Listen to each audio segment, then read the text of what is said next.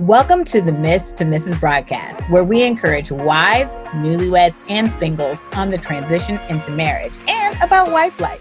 Hey, everybody. Welcome to the Miss to Mrs. broadcast. And I am here with my one and only awesome, delicious husband, Raymon Williams. Hey, babe. What's up? How are you doing? Good. How are you? Good. Thank you for being on my podcast today. You're welcome. Can you hear me okay? I can hear you okay. Yes, that volume Great. is perfect. So I really wanted to kind of talk to the people today about dating with intent. So I really loved my dating process with my husband. It was fabulous. We had a great dating experience, and I kind of wanted him to pour into just the men, the women, anyone who can glean any part of our process. I would love for you to do so. So that's what we're going to do today. So first of all, our story. I wanted to talk a little bit about that.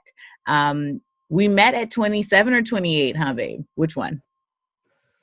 I was 27. 27. I don't know why I go to 28 every time, but 27. And where were you in that phase of your life when we met?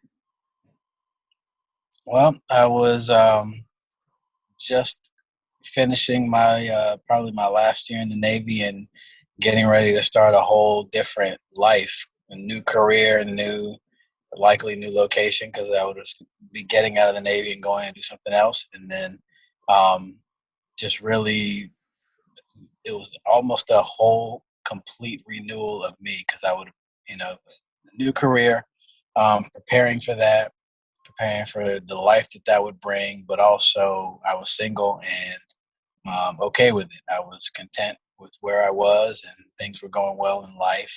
And I was, I was developing a kind of a renewed relationship with God and everything. So there was a lot of things happening at the moment. So in your single phase, when you were kind of, enjoying that phase, would you say as a man, you went through some like, okay, I was dating and then I finally just kind of was tired of dating and then started to just focus on yourself? Like, is that where you were?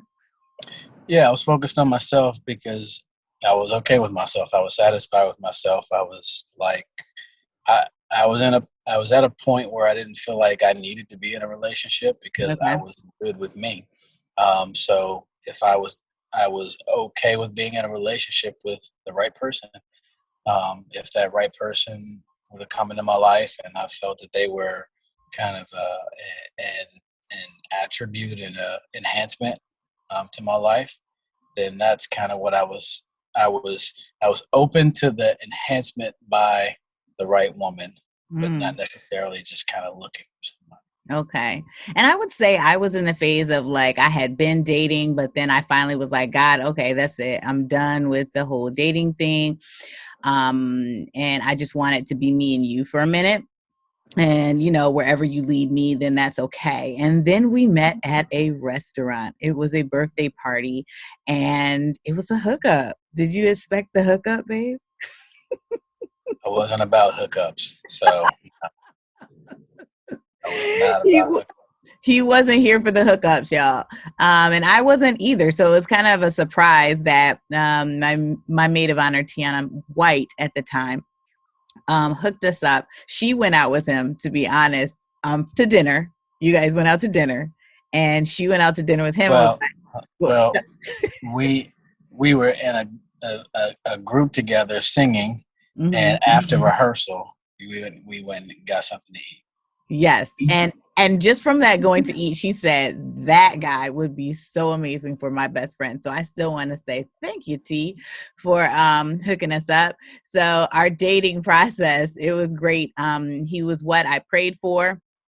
And it was a peace. I think that was a big deal in our dating process, that there was a peace as our umpire. There were no big, huge red flags other than I wanted him to be an athlete, and play basketball. with me. That was the only thing I kind of did with him.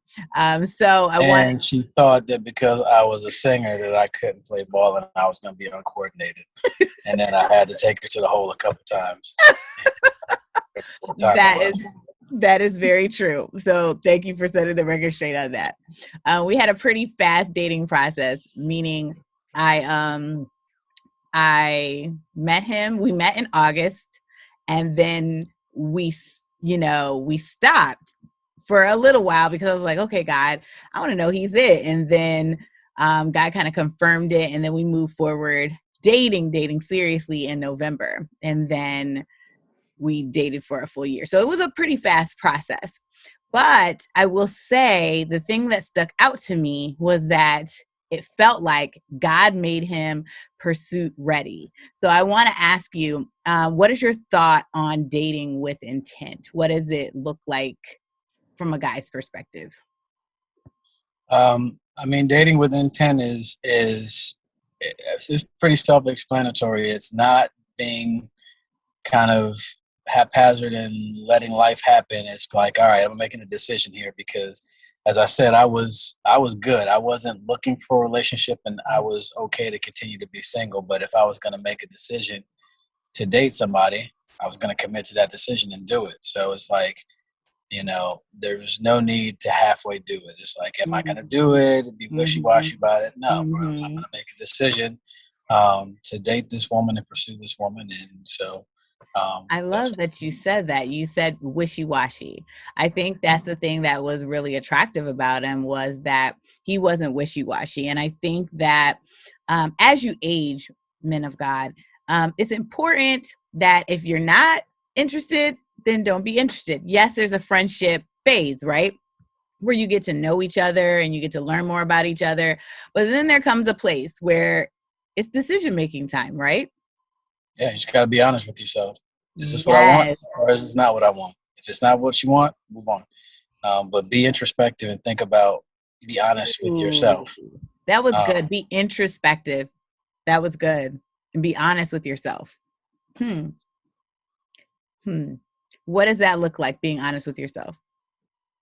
it's it's really just thinking about what it is that you desire Mm-hmm. without regard to what else is going on, without regard to what other people's influence may be, or without regard to um, any misconceptions you may have about the other person, or preconceived notions about even what you have about what you know about yourself. But just really think about who you are, know who you are, and embrace that, and be honest and go after that thing that you know is real about yourself.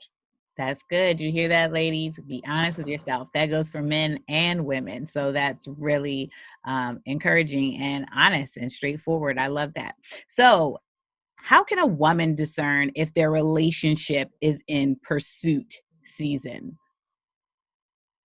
If their relationship is in pursuit Because season, sometimes you're in friendship season, right?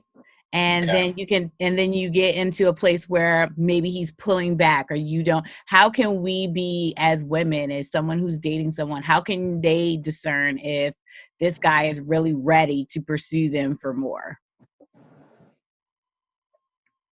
Um, I think having a real conversation about it, and Mm, just being and having talking about it, and I mean you gotta be open and honest about what you desire. Again, be honest with yourself, but then mm, be honest with the other person as well, and say this is where I'm at in my life. Are you here as well?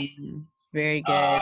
And if we're on two different places, then let's make a mature decision about that and say, are we going to stay in the friend zone and wait this out and see what happens, or am I not? Am I not interested in that waiting period? Am I ready to go now? Ooh, Then just move. that's And good. if That's you're good. not on the same plane, then make the mature decision to move on. So making the mature decision to move on. And I know that that's difficult for some people because it's like, okay, do I hang out in this friend zone for a little bit longer? Do I move on with your life? And I think it does take a lot of healthy and some hard conversations. It wasn't hard with you, but for some other people, it might be challenging to have those hard conversations. But I think the key is to being mature and just saying the truth and being honest with yourself. So that's really, really good. All right. So what do you think about, because we met in church. So, well, we didn't meet in church, but we were both in church. But how do you tell people when they're dating that you're not just marrying the anointing, you're marrying the man or the woman? Because you see somebody, I saw you, I was like, he is anointed. Look at that man of God. And it's like, yes, he does have a grace on his life, but you still live with the person. Yeah, well, you don't get married and live in the holy of holies in the heavenlies every day. You live with a human being, a person who's flawed and who lives in earth. We are on earth, right? And so we have to consider earthly things as well as spiritual things in our relationship. Ooh, that's good. Consider earthly things and consider spiritual things. So please remember that, ladies and gentlemen, that you are marrying both of those things. It's not just one, it's both. And that's one thing I learned is that, wow, I really need to understand and love the man just as much as I love the grace on the man and his giftings and his abilities. Let's not even say it's in the church. Let's say he's a strong businessman and he's making moves and he's making money, but you also live with the person, and so their integrity, their character, all those things are important, right? Yeah. Yeah. Yeah. And the things that they enjoy, the things that they don't enjoy, the things that you enjoy, right? And how does all that line up with your day-to-day your day-to-day interactions that you're going to have with this person? Mm, okay, good. What would you say if, someone's engaged and they're dating, about dating potential? And really accepting people for who they are, with this idea that, oh, one day they're going to change. Yeah. I'm not a big dating potential person, right? Like, just I encourage people to just, if you like somebody, if you're interested in somebody, you gotta be willing to say that this person is who they are today, and I like who they are today, and this is who they're going to be. And if they don't change ever anything about themselves, that's fine. That's okay. Yes. Um, that's a decision you need to make, because it's very likely that, especially if you're a young adult and you're in your 20s and 30s, right? This person has been this person for a long time. They've reached the age where they are who they are. Yes. People change, people mature, people grow, but the predominant portion of who they are is who you see them to be today. Absolutely. Um, and it takes a lot of grace and growth to, see different things in somebody and say, okay, I'm willing to love that while they learn me. And so that's one thing my marriage counselors really kind of helped me with. I remember there was a point in our engagement where I thought, well, doesn't he know that? Doesn't he know to love me that way? And hasn't he figured that out? And they challenged me to say, well, can you love him even though he's still learning to love you? And I think that that's really key, even in dating and engagement, that we're still learning. You know what I mean? You find somebody you like, you find somebody you want to pursue, but you're still in that learning process of learning how to love them, as, boyfriend and girlfriend, then to fiance, and then even to husband and wife. You are still learning, you're still growing together. And so even though you can't expect someone to like completely change, but you've got to allow someone to grow and develop. So that's essential when you're dating as well. You have anything to say in that? Yeah, that's true. I mean, and again, it's all about your decision. Do you decide that is okay? You decide that, do you just, yeah, you're making a decision to love this person as who they are, right? Not who they could possibly be. because they may never be who you think they might potentially be. Right. Okay, that's really good. All right. Last two questions. What do you think about complimenting versus completing? You know, some people say, "Oh, this person completes me," versus this person compliments me. What is your theory on that? And when you're dating, what do you think? Yeah, I actually got this advice. I think it had to be before I met you, but it was, I'll never forget it. I mean, the man just walked up to me, and I could tell that he had just got into an argument with his wife, but he just walked up to me and said, "Man, make sure you marry a whole person. Mm, Don't, if you can't, you can't marry part of a person because you'll never be that missing piece, mm, right?" mm-hmm, And so, and people have to, within themselves, feel like they're whole. They mm, have to feel like I said, when I met you, I felt complete. Like I didn't feel like I had a void missing that I was looking for somebody to fill, mm-hmm. right? Because you're always going to be looking for that shape to fill that void, Yeah, and there's nobody that's perfectly shaped to fill your void, right? right. So work on yourself, get yourself together, make yourself a complete person, and then search out someone that's a complete person, that's Mm, confident in themselves, that loves themselves, and then you guys come together and complement one another, and not try to drain each other and mm, try to shape and mold each other to fit the void that you have in your life. that's really good. That was good, babe. That was great. All right. Lastly, what was the best thing about your dating process? The best thing about the dating process, Yes. I don't know, it was, I liked our I know we just had some really good routines. We Mm-hmm. had our, morning prayer time Mm-hmm. before work. So I would get up, and this is a story you can tell another time, but when I would get up and before work in the morning and come to your house at 5, we lived 5 minutes away from each other right down the street. So I could just drive to your house in like 5 minutes, and we could have prayer in the morning, and then I would go to work, and that would be our daily routine. And then on the weekends we would hang out and watch movies, and I would bring you a Capri Sun and some popcorn, and That's or some right. sun chips and Capri Sun. And that Wow. was our Why do I not routine. I just now remember that I used to love those Capri Suns. That's really funny. My favorite thing about our dating process was you were so creative um in dating me. Like I didn't really have to plan a whole lot. He was so creative and just the ideas that he had for our dating. So that was really, I mean, he took me to science museums, he had a picnic in the car. He cooked a meal for me. So it was never routine with him. And it was like I did have butterflies every time he drove up to my house because it was just a new date every time. And I loved it. And so our dating process was great. So I think my biggest takeaway and my biggest advice to those who are dating and are looking for people to date with intent is that, I never talked about standards. Wait, before I'm ending, what do you think about having standards and why is it okay to have them?